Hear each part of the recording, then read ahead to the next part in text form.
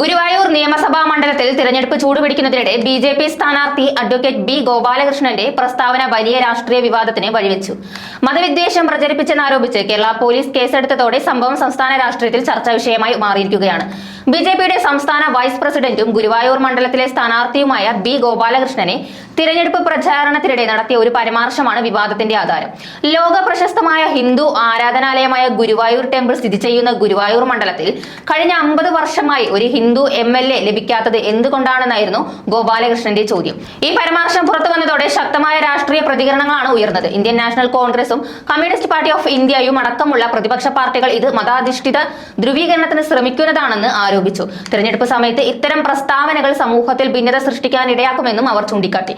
ഇതിന്റെ അടിസ്ഥാനത്തിൽ കോൺഗ്രസും CPM തിരഞ്ഞെടുപ്പ് കമ്മീഷനിൽ പരാതി നൽകുകയും തുടർന്ന് വിഷയത്തിൽ അന്വേഷണം നടത്താൻ ജില്ലാ കലക്ടറെ ചുമതലപ്പെടുത്തുകയും ചെയ്തു. അന്വേഷണത്തിന്റെ ഭാഗമായാണ് പ്രദേശവാസിയായ ഒരാൾ പോലീസിൽ പരാതി നൽകിയത്. ഈ പരാതിയുടെ അടിസ്ഥാനത്തിൽ കേരള പോലീസ് ഗോപാലകൃഷ്ണനെതിരെ കേസെടുത്തു.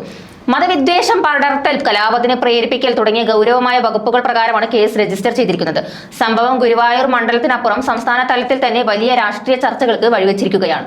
ഇതിനിടെ ഗോപാലകൃഷ്ണനെ പിന്തുണച്ച് BJP രംഗത്തെത്തി. തന്റെ പ്രസ്താവന തെറ്റായി വ്യാഖ്യാനിക്കപ്പെട്ടതാണെന്നും ഒരു സാമൂഹിക രാഷ്ട്രീയ ചോദ്യമാണ് ഉയർത്തിയതെന്നുമാണ് അദ്ദേഹത്തിന്റെ നിലപാട്. മതവിദ്വേഷം ഉദ്ദേശിച്ചല്ല പറഞ്ഞതെന്നും പാർട്ടി വൃത്തങ്ങൾ വ്യക്തമാക്കുന്നു. മറുവശത്ത് പ്രതിപക്ഷ പാർട്ടികൾ നിലപാട് കടുപ്പിച്ചിരിക്കുകയാണ്.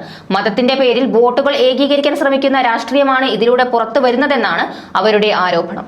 നിയമപരമായ നടപടി തുടരുമെന്നും അവർ അറിയിച്ചു. ഗുരുവായൂർ മണ്ഡലം പ്രത്യേക രാഷ്ട്രീയ സാമൂഹിക പ്രാധാന്യമുള്ള പ്രദേശമാണ്. ഗുരുവായൂർ അമ്പലത്തെ ചുറ്റിപ്പറ്റിയുള്ള വിശ്വാസ സാംസ്കാരിക പശ്ചാത്തലവും വിവിധ സമുദായങ്ങളുടെ സഹവർത്തിത്വവുമാണ് ഇവിടെ ശ്രദ്ധേയമായത്. അതുകൊണ്ട് തന്നെ ഇത്തരം വിവാദങ്ങൾ കൂടുതൽ സങ്കീർണമായ രാഷ്ട്രീയ ചർച്ചകൾക്ക് വഴിവെക്കുന്നതായി വിലയിരുത്തപ്പെടുന്നു. തിരഞ്ഞെടുപ്പ് അടുത്തിരിക്കെ ഗുരുവായൂരിലെ ഈ വിവാദം വോട്ടർമാരുടെ മനോഭാവത്തെ എത്രത്തോളം സ്വാധീനിക്കുമെന്നതാണ് ഇനി രാഷ്ട്രീയ കേരളം ഉറ്റുനോക്കുന്നത്. കേസിന്റെ നിയമ നടപടികളും രാഷ്ട്രീയ പ്രതികരണങ്ങളും വരും ദിവസങ്ങളിൽ കൂടുതൽ ശക്തമാകാൻ സാധ്യതയുണ്ട്.